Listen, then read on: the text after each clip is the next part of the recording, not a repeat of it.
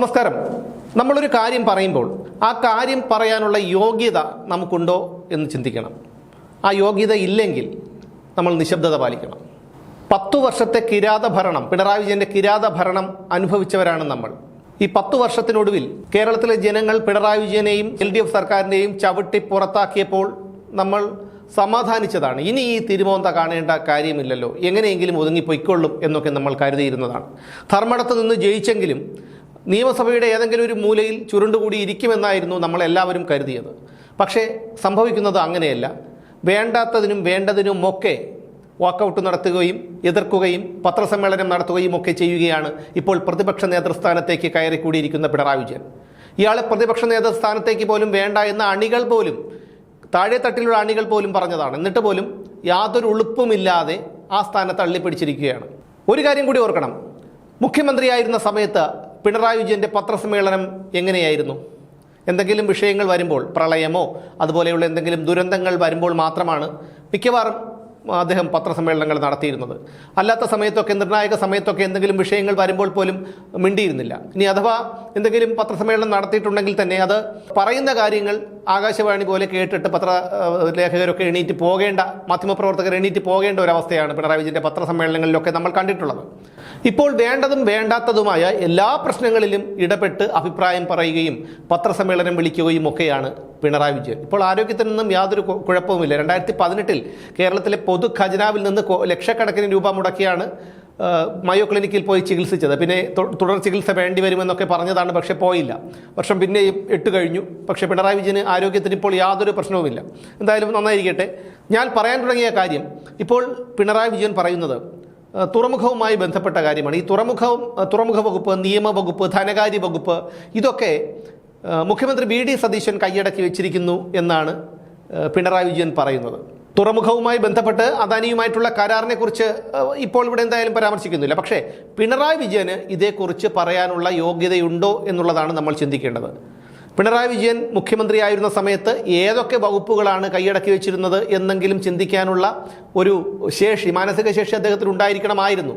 പക്ഷേ ഇല്ലായിരുന്നു. പിണറായി വിജയൻ മുഖ്യമന്ത്രിയായിരുന്ന സമയത്ത് ആഭ്യന്തരം, പൊതുഭരണം, വിജിലൻസ്, ജയിൽ, ന്യൂനപക്ഷക്ഷേമം, അഖിലേന്ത്യാ സർവീസുകൾ, ആസൂത്രണവും സാമ്പത്തിക കാര്യവും, ശാസ്ത്ര സാങ്കേതികം, പരിസ്ഥിതി, മലിനീകരണ നിയന്ത്രണം, ജീവനക്കാരും ഭരണപരിഷ്കാരവും, തെരഞ്ഞെടുപ്പ്, ഏകോപനം, IT, സൈനികക്ഷേമം, ദുരിതാശ്വാസം, സ്റ്റേറ്റ് ഹോസ്പിറ്റാലിറ്റി, വിമാനത്താവളം, മെട്രോ റെയിൽ, സംസ്ഥാനാന്തര നദികൾ, coastal shipping and inland navigation, Kerala state inland navigation corporation, അച്ചടിയും സ്റ്റേഷനറിയും, ഇൻഫർമേഷൻ ആൻഡ് പബ്ലിക് റിലേഷൻസ്, പ്രവാസികാര്യം, അഗ്നിരക്ഷാ സേവനം, നീതി നിർവഹണം, നയപരമായ എല്ലാ വിഷയങ്ങളും, ഇത്രയും വകുപ്പുകൾ കൈകാര്യം ചെയ്തിരുന്ന പിണറായി വിജയനാണ് ഇപ്പോൾ പുതിയ മുഖ്യമന്ത്രി VD സതീശനെ കുറിച്ച് പറയുന്നത്. 35 വകുപ്പുകളാണ് VD സതീശൻ കൈകാര്യം ചെയ്യുന്നത്.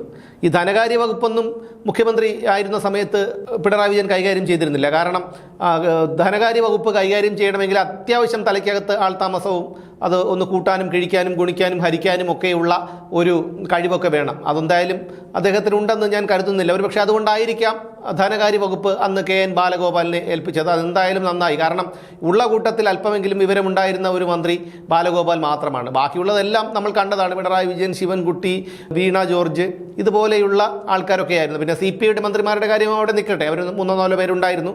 അവരൊക്കെ വലിയ കുഴപ്പമില്ലാതെയൊക്കെ പോയെങ്കിലും ബാക്കിയുള്ളതെല്ലാം ഇതുപോലെയാണ്. ശിവൻകുട്ടിയൊക്കെ വിദ്യാഭ്യാസ മന്ത്രി ആയിരുന്നു എന്ന് പറഞ്ഞാൽ നമ്മളൊക്കെ ലജ്ജിച്ച് തല താഴ്ത്തേണ്ട ഒരവസ്ഥയിലേക്ക് ആണ് എത്തിയിരിക്കുന്നത്. അതുകൊണ്ട് തന്നെ കഴിഞ്ഞ പിണറായി മന്ത്രിസഭയിൽ അല്പമെങ്കിലും തലയ്ക്ക് വെളിവുള്ള ഒരു മന്ത്രി KN ബാലഗോപാലായിരുന്നു. അതുകൊണ്ടാണ് അദ്ദേഹത്തിന് ഈ ധനകാര്യ വകുപ്പ് ഏൽപ്പിച്ചത്. ശിവൻകുട്ടിയെ എങ്ങാനും ഈ ധനകാര്യ വകുപ്പ് ഏൽപ്പിച്ചിരുന്നെങ്കിൽ ഉള്ളതിൻ്റെ അവസ്ഥ ഒന്ന് ആലോചിച്ച് നോക്കൂ. എത്ര ഭീകരമായിരിക്കും ആ അവസ്ഥ. അതൊക്കെ അവിടെ നിൽക്കട്ടെ. എന്തായാലും ഞാൻ പറഞ്ഞു വന്നത് പിണറായി വിജയനെ കുറിച്ചാണ്. 10 വർഷം കേരളം ഭരിച്ചു. ഇനിയെങ്കിലും ഒരു മൂലയ്ക്ക് ചുരുണ്ടുകൂടി ഇരിക്കേണ്ടതിനു പകരം ചെയ്യേണ്ടതും ചെയ്യേണ്ടാത്തതുമായ എല്ലാ കാര്യത്തിനും വന്ന് അഭിപ്രായം പറയുകയും കുത്തിത്തിരിപ്പുണ്ടാക്കുകയും പ്രതിഷേധങ്ങൾ നടത്തുകയും അണികളെ ഇളക്കി വിടുകയും ഒക്കെ ചെയ്തുകൊണ്ട് വീണ്ടും ഈ നാടിനെ നാശത്തിലേക്ക് തള്ളിവിടുകയാണ് പിണറായി വിജയൻ. എന്തായാലും പിണറായി വിജയൻ ഇതുപോലെ മറ്റുള്ളവരെ കുറ്റം പറയുമ്പോൾ അതായത് ഇപ്പോൾ മദ്യത്തിനെ പോലും അദ്ദേഹം കുറ്റം പറയുകയാണ്. മദ്യം ഏത് വീര്യം കുറഞ്ഞ മദ്യമായാലും വീര്യം കൂടിയ മദ്യമായാലും അത് സമൂഹത്തിന് ദോഷം ചെയ്യുമെന്നാണ് ഉളുപ്പില്ലാതെ ഇയാൾ തള്ളിമറിക്കുന്നത്. 2016 പിണറായി വിജയൻ അധികാരത്തിൽ വന്നപ്പോൾ 29 ബാറുകൾ മാത്രമാണ് ഉണ്ടായിരുന്നത്.